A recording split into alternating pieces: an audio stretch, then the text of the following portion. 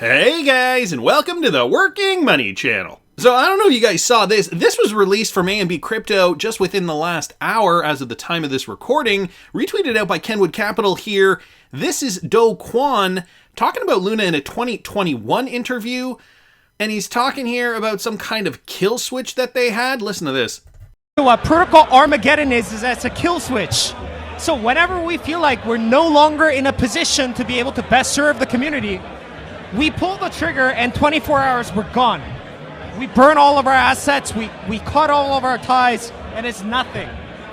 So that's just in case where things move a little bit faster than we're anticipating. I don't think investors wanted to hear that. So Purple Armageddon, as you guys heard it here from Do Kwon, well, we know what happened with the Luna coin.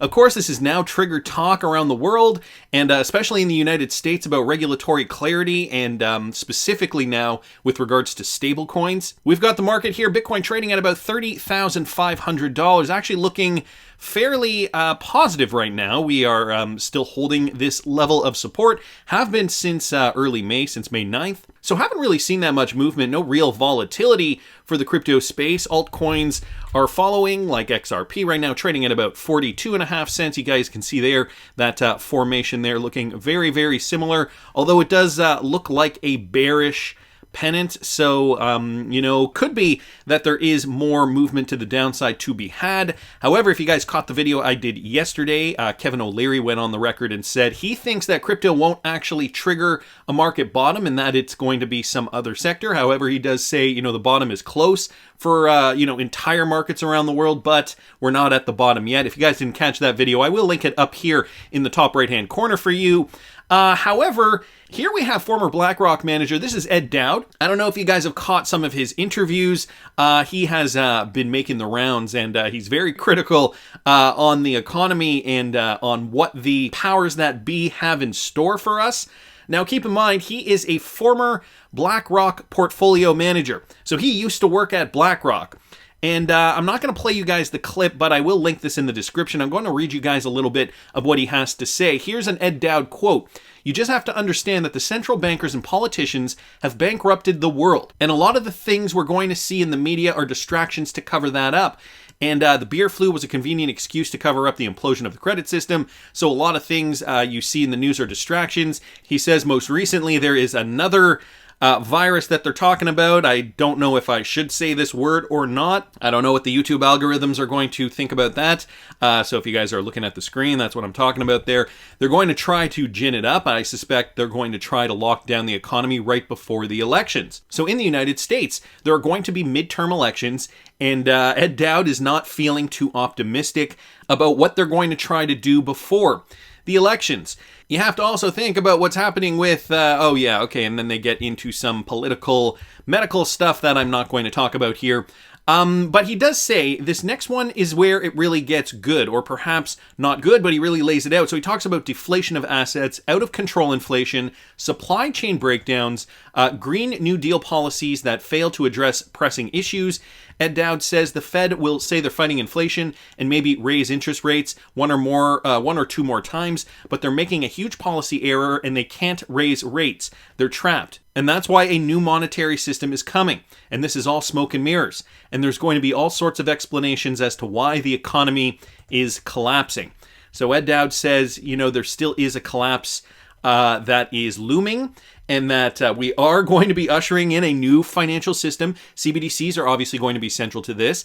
The United States has to have clarity, though, I think, before we can get there. And so, regulating stablecoins now is obviously front and center to their mandates. And to that point, Michael at Val5Links posted this. This is Hester Peirce. Stablecoins may not be actually part of the SEC's jurisdiction. So the recent havoc in the crypto market wreaked by Terra's collapse has put stablecoins under the spotlight again. As of now, the next move by America's top financial watchdog, the SEC, on crypto regulations remains unclear. But Hester Peirce said in an interview that she personally would like to see a clear SEC-initiated regulatory framework for the industry, but at the same time, it may not be something within their jurisdiction. She's saying this. Stablecoins may or may not be within the SEC's jurisdiction, but facts and circumstances matter. It's something that the Congress has been looking at. Due to the size of the impact caused by the Terra crash, he added, Congress may work quickly to make new regulations on the industry. And, that was the sense I was getting too. The urgency of stablecoin regulation, moving away from the ICOs and that whole hoopla. It could be that, after having Ripple in court for a year and a half and now having a very difficult time to prove that XRP is not a utility coin, but in fact a security, maybe the SEC realizes, okay, we can't use that strategy now. Now we've got to pivot. So let's make an example of Terra Luna and stablecoins. And that's going to be the way we pivot, and that's going to be the way we move forward. I don't know, it's just a theory. When asked about the jurisdictional division for crypto regulations between the SEC and the Commodity Futures Trading Commission, or the CFTC, which oversees the derivatives market, Peirce admitted that some of the aspects are still unclear, and for that reason, Congress may need to specify the respective areas of responsibility. So it's not a fait accompli, at least not yet. The SEC, we're still not sure, and nor is Hester Peirce sure if they will have jurisdiction over regulating stablecoins. So there's going to be an internal discussion about that at the policy level within government. Will it be shared jurisdiction? Will the CFTC work to regulate stablecoins single-handedly? It's all still up in the air. The one thing that we do know is that stablecoins likely will be regulated by the end of this year at some point. And, that is going to be the time, I still think this. I think we're going to consolidate here. Let me bring up the total market cap. I think we will likely consolidate. And we will likely do something like what we saw back in 2018, where we do another drop down to the absolute bottom for crypto and then come out of it in Q4 of 2022. So in essence, it will be a shorter bear market before new all-time highs are printed. And so I talk about that similar to what we saw back in the end of 2018. If you guys remember, Bitcoin was kind of just doing this, and then finally, boom, a drop, consolidation, and then we moved right out of it. I have a feeling that maybe we could see the same kind of thing. A drop, consolidation, and then move right out of it into Q4, and that'll be shorter. The market is maturing. We're getting more regulatory clarity. We've already seen a plus 55% drop. So, how much lower can it really go? 60%, 70%? It's anybody's guess here. I'm just eyeballing this. But, if you take in consideration the 89% rule, which I will link a video up here if you guys have seen this, we have already seen the bottom. So how much lower can we go? Will we go? That's another question. Will we even go any lower? According to Kevin O'Leary, it's sounding as though the crypto market is already depressed enough and that we're going to have to see some other factors really bring the market down. So some interesting perspectives there. Patty Drapes here on Twitter posted this. This has to do with one of the banks, part of that Japanese consortium, Sumitomo Mitsui Bank. They are now setting up a trust to establish a digital asset custodian. The bank's pivot to digital assets comes alongside a global banking shift towards cryptocurrency. So another Ripple-enabled company, part of that Japanese consortium, looking to expand, offer new products for their customers. Named the Japan Digital Asset Trust, the company will target institutional investors perturbed by the risk of cryptocurrency theft. So, a lot of these institutions, they have clients, they have customers, big money clients who want to have the safety net. They want these banks to custody their cryptocurrencies because they are used to trading in a secure fashion. Like, if you were to open up a brokerage account and trade stocks, well, that's all secured and backed by the company that you're opening the account with. The decision to create the unit comes after an announcement earlier this month from Japan rival Nomura. That is launching a subsidiary. So we talked about Nomura earlier this month. That will give institutional clients access to cryptocurrencies. It also represents a global shift towards the asset class, including banks such as BNP Paribas, who is also a Ripple-enabled client, beginning to use JP Morgan's blockchain-based network Onyx for fixed income trading. The custody service will be a joint venture between BitBank, the largest cryptocurrency exchange in Japan, which will own 85%, and Sumitomo Mitsui Trust, which will own 15%. So here we are. We're seeing in Japan now these Japanese banks looking to get into cryptocurrency. Again, part of that banking consortium of Japanese banks that has that partnership with Ripple. So interesting news there. I also saw this, guys, from Mike Manfield. He posted this new closing target set for Bancorp Mufg union deal. So Mufg, also a Ripple partner, citing a lengthy regulatory approval process. Mufg Union Bank's parent company on Monday said it now anticipates the bank's sale to U.S. Bancorp will be completed in the second half of 2022. When the $8 billion cash and stock deal was announced last September, the company is expected to finalize the merger by the end of June. Tokyo-based Mufg Bank Financial Group, they said, while both sides have made significant progress in planning for closing and amalgamation, the U.S. regulatory approval process is ongoing. An expected closing date has changed. So there was some tie-ups, but now it's looking as though the deal, the merger, is going through. Mufg Bank now looking to be sold to U.S. Bancorp. So that is some interesting news. Wonder if that's going to influence more XRP adoption. Of course, we would still need the regulatory clarity in the United States. But if the Japanese banks, by and large, are already running on Ripple, and we start to see mergers like this in particular, once we have that regulatory clarity, I think that will give more impetus for these U.S. banks to switch over, change the technology, the infrastructure, the back-end stuff, to a DLT Ripple-enabled type of network. So, we're going to keep an eye on this. Thank you so much to Mike Manfield for posting that. And Crypto Eddie here posting this, an update from Vitalik Buterin regarding Ethereum moving from proof of work to proof of stake. He was recently speaking at the Shanghai Ethereum Summit, and here's what he had to say. The biggest news in Ethereum this year, I think, is the merge. So the merge is the switch from proof of work to proof of stake.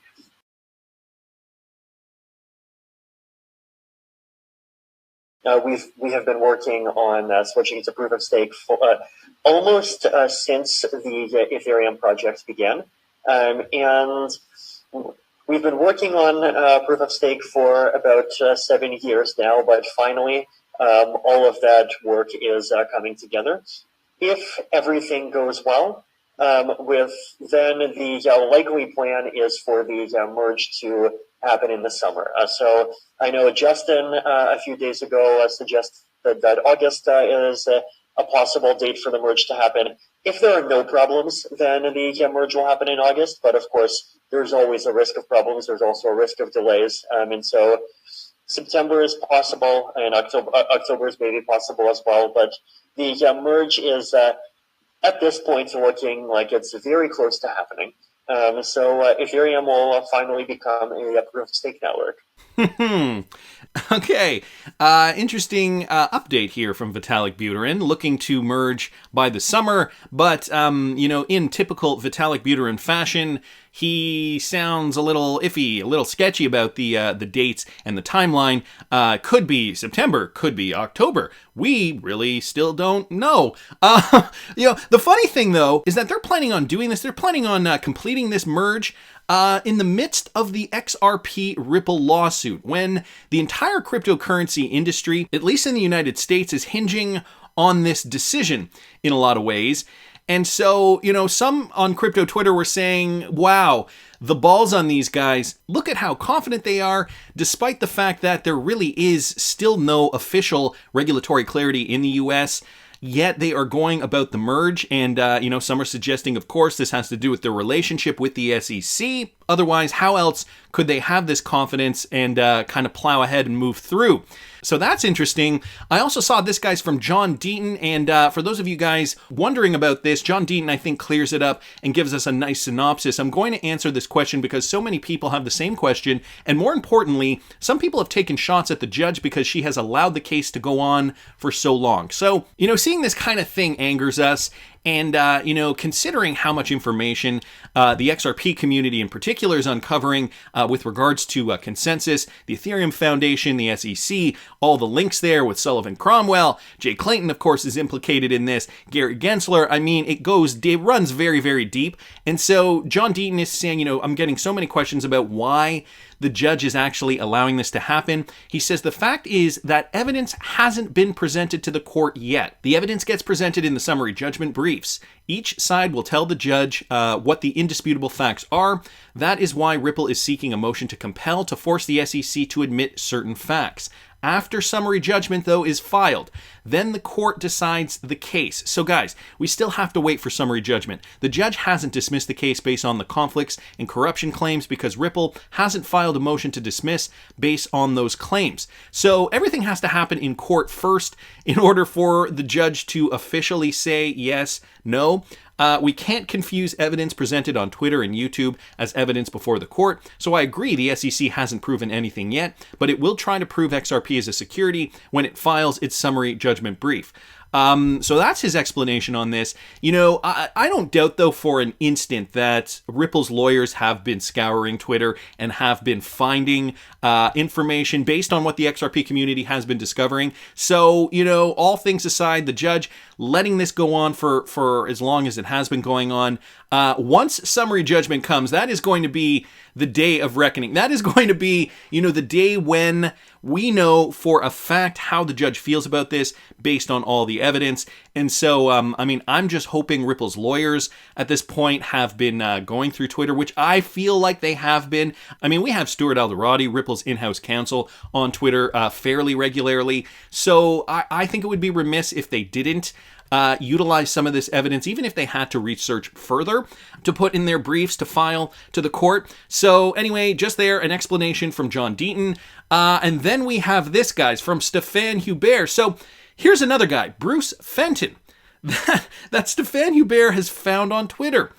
And he's dug up some of his very, very old tweets, some that have actually dated back to 2017, which could further prove an SEC Ethereum connection and make a stronger case for that connection. So there are a lot of tweets here, guys. I'm not going to go over all of them, but Bruce Fenton, he said a few things here.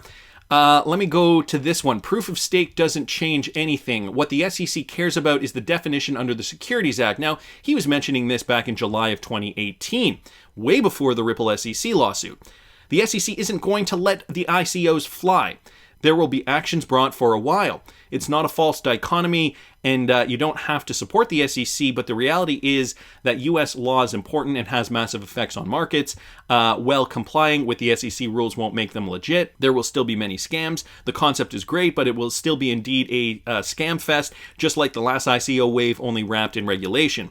This seems consistent with SEC guidance. So I'm just reading you guys a few tweets here with regard to the SEC and their stance. Over here, though, the thought that Joe Lubin and VCs leaned on the SEC doesn't hold water for those of us who've been governed by them. SEC is not that easily swayed.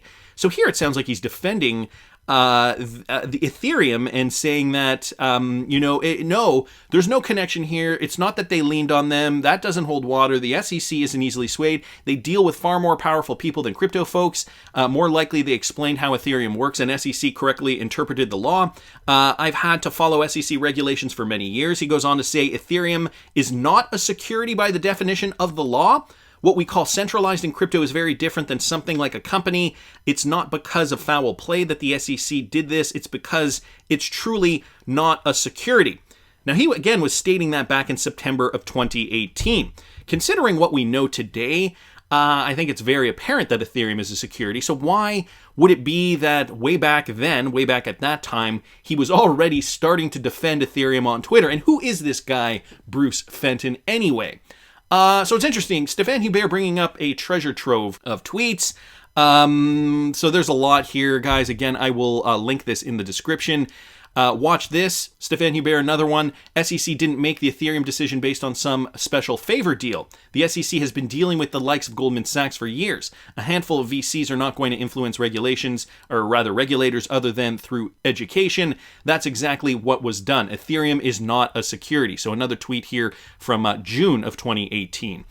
Red flags, more red flags. This round shows further commitment to our product and will ensure to accelerate our pathway to decentralization. This was Joe Lubin back from March. The same way the internet has transformed our lives, 20 years from now, blockchain technology will have transformed the way we recognize, or rather we organize and exchange value. And Bruce Fenton says, congratulations, Joe. So it sounds like this guy is connected or has a vested interest in Ethereum doing well and Ethereum getting that regulatory clarity, and for it to be a no contest event. For example, the SEC to give them a free pass Over here, there were some deleted tweets over here, and then Bruce Fenton says, doesn't Hinman seem to make it really clear in his speech that he's talking about securities offerings? The opening of the speech assumes it is a securities offering. Everything else about centralization is based on that. SEC only cares if you are a security. And then Tag XRP getting in on this, giving us some more supporting info. So, this is just amazing. Bruce Fenton also back in 2018. Here's the other thing. There are dozens of articles which Ripple paid for or participated in, which stated that XRP and Ripple are the same thing. So in this particular tweet, he is attacking Ripple specifically, claiming that Ripple and XRP were one and the same. We know there was that big push back in 2018 where Ripple wanted to differentiate itself from the XRP cryptocurrency, and there was a rebranding and a new logo and all that stuff. Those who were in crypto at the time know that Ripple and XRP were one and the same. Claiming they are separate is a completely new idea. And so, again, Bruce Fenton posting all this stuff, and Stephan Hubert wondering still, who the heck was this guy posting all this stuff from back years before the SEC lawsuit was announced, years before the XRP community discovered the shady dealings that were going on behind closed doors with the SEC and the Ethereum Foundation, and by extension Consensus, and all the groups associated with them. The SEC refers to XRP as a security, so now this is after the SEC lawsuit against Ripple was finally announced. Yes, that applies to a narrow set of specific types of broker deals for certain actions. It's in no way a pass for non-broker deals or crypto exchanges that doesn't cover anything that would allow crypto exchanges to list XRP. So he's now just going over why he thinks XRP should be being sued by the SEC. Stephan Hubert also mentioning, this guy is in it deep 100%. So who is this guy? I want to also play you guys this clip, a recent clip of Jay Clayton being asked about cryptocurrency clarity. Digital Asset Buy tweeted this out. Jay Clayton doesn't think it's very clear. Gary Gensler, there is a real scenario playing out where XRP is the only digital asset with clarity. I think we'll see, actually, depending on what side of things you're on, you might like this or not like this. I think we'll see very limited legislative action, and probably very limited interagency coordinated guidance. If we have it anywhere, I think it'll be in the areas of custody and stablecoin. And I would add, if you want clarity, I would tell you to push those areas because they're the most likely to succeed, and move on from there. Fast forward to 2022.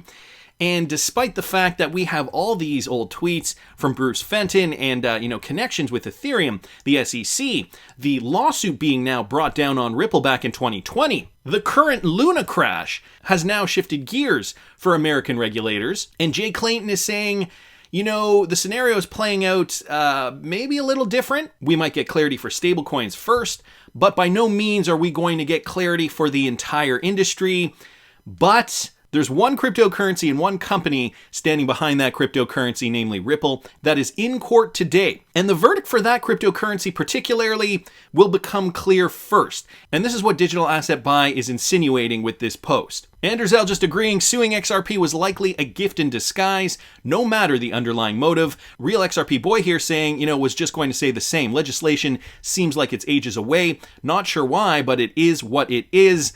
If XRP does get that clarity first, guys, like I've said in the past, it will be the only cryptocurrency with clarity. It could, in fact, influence the rest of the market. If money starts pouring into the only cryptocurrency with clarity, well, we'll see XRP price spike, and I'm sure other cryptocurrencies will move in tandem with it. I'm sure other cryptocurrencies, though, where investors say, no, this cryptocurrency is not like XRP at all, investments in those cryptocurrencies will likely dwindle. The other thing I thought was kind of funny and maybe a little creepy, going through this tweet thread, there was nobody here who I was looking through this, and nobody here tagged Bruce Fenton in this tweet thread. They were just posting screen grabs of his tweets. And yet, look who pops up, waving to, I'm guessing, Stephan. Oh boy, it's a little disconcerting. That's just my opinion, but I want to hear what you guys think. Please subscribe to the channel if you haven't already. Like the video if you like the content I'm providing. I always love hearing your comments. See you in the next one, guys.